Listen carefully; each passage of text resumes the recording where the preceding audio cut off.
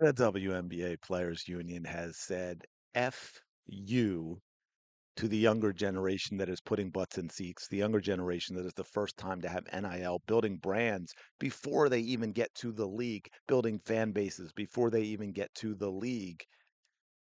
And unfortunately for them, the jealousy of the veterans, the jealousy of the people negotiating the deal that they put in place, your Brandon Stewart and Nafisa Kali, you even have Neko Agumike now having an ownership stake in the um, what Project B, I guess it's technically called, what we call the Saudi League. These are the people who are negotiating the future of the league, and with their latest counter proposal to the WNBA, they have given them the middle finger. There will be a shutdown of this league. It's not playing in 2026.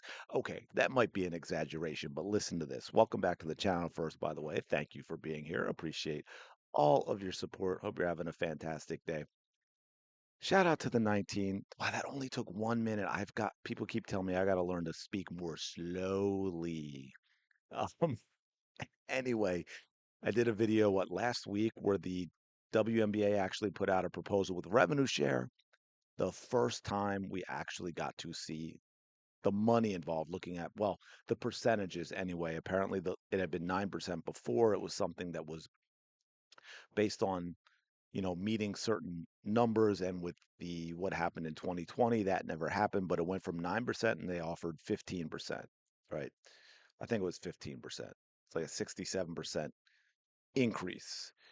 And the players union has come back and said, that's not enough. Oh, but they didn't just say it's not enough, folks. They said, give us what we don't deserve, give us what we haven't earned. This number is crazy, crazy number. WNBA doubles revenue share ask in latest WNBA CBA proposal. Now, keep in mind, they didn't double what it just was at 9%. They doubled the significant increase that was offered to them by the WNBA. In fact, they more than doubled it. Yes, they more than doubled it. WNBPA has returned to the negotiating table with their latest offer to the league's leadership in the ongoing WNBA CBA battle. Can I get rid of this thing at the bottom? And yes, we can. It'll probably pop up again though, but that's okay. Um, so the ongoing negotiation over the WNBA CBA has added yet another chapter, and this time the new proposal is coming from the players' perspective. The players' union has revealed its latest contract request, showing that the players' league union and league leadership remain far apart, different universes in their ideas for how to move forward. Both sides agree player salaries and salary cap. Guess that's the same thing since that's where the salaries come from. Have included a percentage of W's revenue, 100%. But the WNBPA is asking for double the share that the league's leadership was willing to offer in its last deal. According to The Athletic, the new proposal states that about 30% of the total WNBA and team revenue should go to the players, while the organization's last deal suggested a share that was less than 15% and decrease over the life. I had to go back and double check that. My memory says that's not true, that it was less than 15% and decreased. I don't believe that is the case. Let me know if I'm wrong in the comments below. I'll have to go back and check out my other video and that source. Players want to receive 29% of the previous season's gross, including, of course, a one-time adjustment to account for the new media rights deal that Caitlin Clark got them. Then the player's share of total revenue would increase by 1% each following season, ending up to be 34% by the last year of the new CBA. Also requesting that the salary cap be determined by taking the player's share of the previous season's total revenue, subtracting the cost of certain player benefits, and dividing that total equally between each team. The benefits specified include costs for medical insurance, local transportation, and housing, blah, blah, blah. Local. Did you notice it mentioned housing, something that the WNBA wants to get rid of? Interesting that that would be in there. The league's proposal were raised. Yeah, we know. Okay, we already did this. I don't know, break it down. The salary cap's over 500. I don't think it was over 500. That kind of didn't go with the what the cap was going to be and the number of roster spots, but it was close. So of course now we know that this has been extended to January 9th. it's getting to now look, I don't know if the WNBA would do this or not, but if you look at some other leagues, I believe it was done in did the NFL I don't know if the NFL ever had a shortened schedule without using replacement players. Shout out, of course, to the replacements and Keanu Reeves, which is where CDS got its name, which because that chronicled, obviously they didn't get the rights and use the NFL, but that chronicled an actual strike in the NFL where they brought in replacement players for a few games. The Major League Baseball had a shortened season. Of course, that's a 162 game season. It's easier to shorten it and be significant. I think the NBA has even done it, and I think they've all done it. I believe. Correct me if I'm wrong, but I think all three leagues have had at least one shortened season due to a strike slash lockout where they didn't get a deal done in time, but they got deal done in time to save some of a season. I don't know if the WNBA is willing to do that. I don't know if they would do that. We also have that added element again of so much of the league being free agents because they knew the CBA was coming, and two expansion teams that need to draft.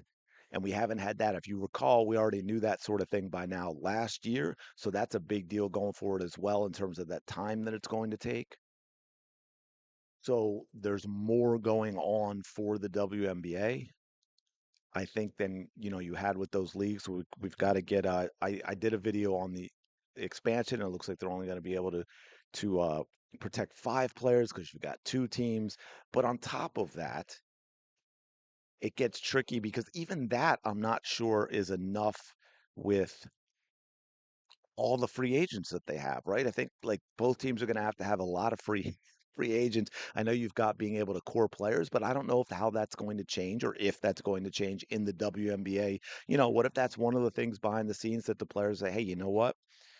I get that there has to be some sort of team options after rookie contracts, but I don't know about this being able to core a player twice thing, and that could get changed. That's something that could get changed. That would obviously affect the drafting and the expansion teams.